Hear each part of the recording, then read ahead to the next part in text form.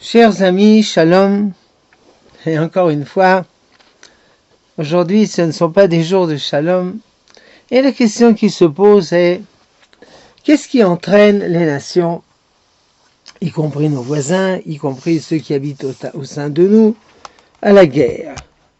Puisque la guerre a un prix, et que veulent-ils atteindre?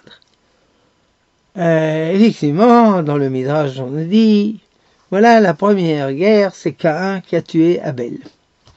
Il y avait une dispute entre eux, où serait construit le temple, à qui appartiendraient les terres, à qui appartiendrait la troisième sœur, autrement dit des causes économiques, religieuses et instinctuelles.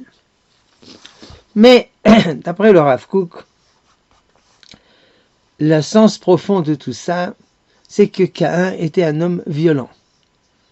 Au sein de lui-même, il y avait une violence, et cette violence explose à propos de toutes sortes de sujets.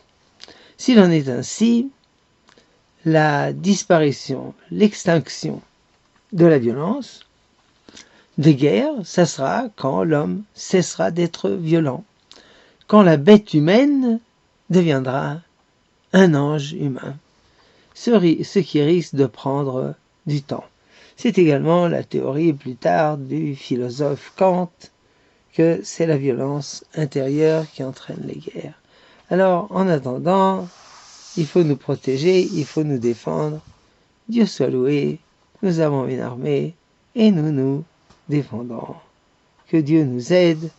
Shalom et Shavuot, Chag Sameach.